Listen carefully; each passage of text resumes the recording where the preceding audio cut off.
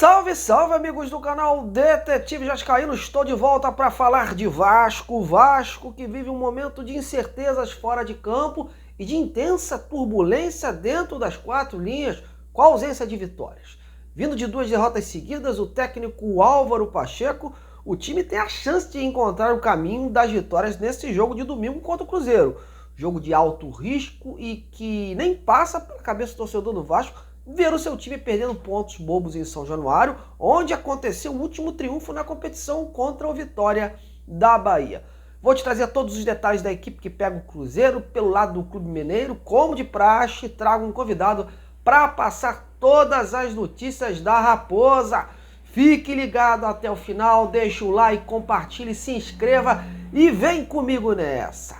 Bom, vamos lá. Como todos sabem, a situação do Vasco é desanimadora. O time acumula 2 derrotas seguidas, tomou 8 gols em 2 jogos e só marcou 1 através do esforçado atacante Verratti, que hoje é o jogador que mais faz a diferença na equipe, comandada pelo português Álvaro Pacheco. O Álvaro, que aliás terá uma tarefa dura pela frente, que é ajustar esse sistema defensivo que vem acumulando sucessivas falhas individuais e coletivas. É certo que novas alterações vão acontecer face a essa fragilidade com que o time cruzmaltino vem tomando gols.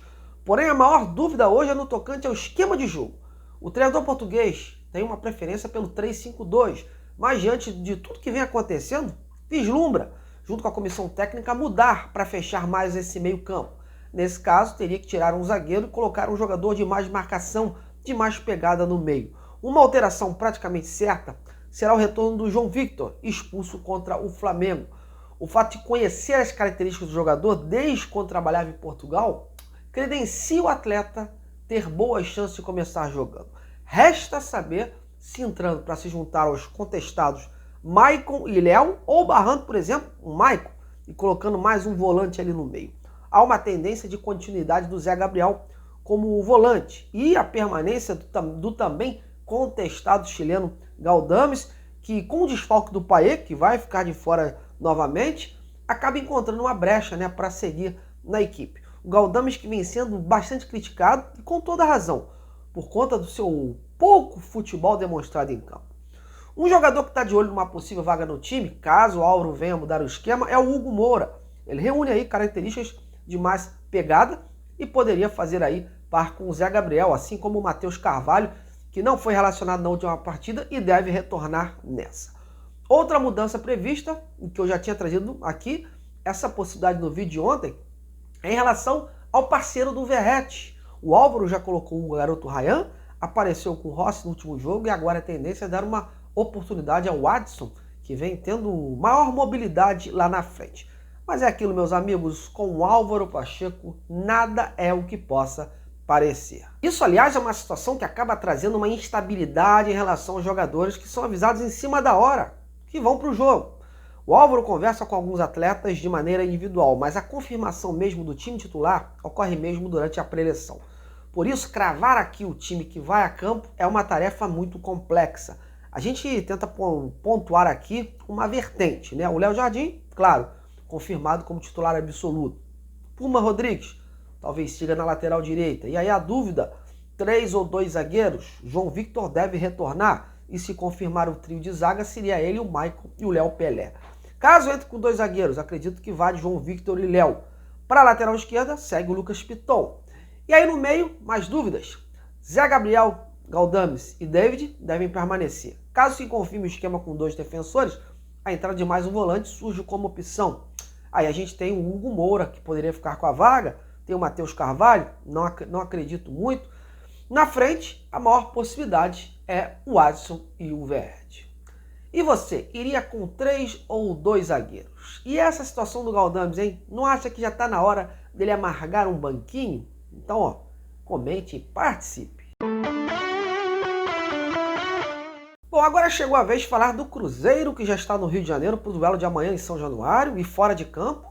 Vem trabalhando intensamente através do Alexandre Matos, trazendo vários jogadores aí renomados. Hoje aconteceu uma nova contratação aí de impacto, Mas dentro de campo o time mineiro tem um desfalque importante, mas confia no conjunto e na boa fase do grupo para trazer na bagagem um bom resultado. Mas quem vai contar detalhes do Cruzeiro ao jornalista Sulimar Silva, da Rádio Inconfidência, lá de Belo Horizonte. Fala aí, Sulimar. Um grande abraço para você, para quem está ligado conosco aqui. O Cruzeiro que vai para São Januário, para o jogo na Colina Histórica, com desfalques para esse jogo. São 2. O jogador Álvaro Barreal teve uma lesão constatada no joelho, não será necessária cirurgia, foi apenas um estiramento no ligamento do joelho, porém, ele vai ficar aí um período inativo, sem previsão de retorno. Outro jogador que não estará em campo é o Matheus Pereira. Matheus Pereira, que está cumprindo a suspensão pelo 3º cartão amarelo, ele que teve a confirmação da permanência dele no Cruzeiro até 2026, uma semana cercada de muita expectativa por parte do torcedor, se o Matheus Pereira permaneceria mesmo no Cruzeiro. Ele completou o 7º jogo, na partida contra o Cuiabá, fez um gol, deu passe para outro. Porém, o que movimentou o Cruzeiro nesta semana, antes de falarmos sobre isso, o Cruzeiro vai ter o Marlon, tá? Para esse jogo.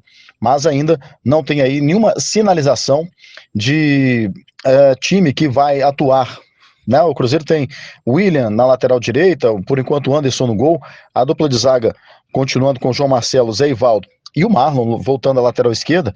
Na vaga do Barreal é que fica essa dúvida do técnico Daniel Seabra para a partida. No mais, o time tem aí Lucas Romero, Lucas Silva e mais a probabilidade de ter outro jogador ali no meio campo, e isso ainda vai ser definido. Lá no ataque não tem o Matheus Pereira, né, mais avançado, e o Cruzeiro que, por enquanto, não tem aquele centroavante, o homem-gol, e contratou o atacante, que foi o Dudu, né, ainda não é aquele centroavante, homem-gol, mas é um atacante de lado. O Cruzeiro que vem movimentando o mercado e movimentou ontem, claro, e hoje esta movimentação aí com a contratação do Dudu. Jogo bom, amanhã, na Colina Histórica.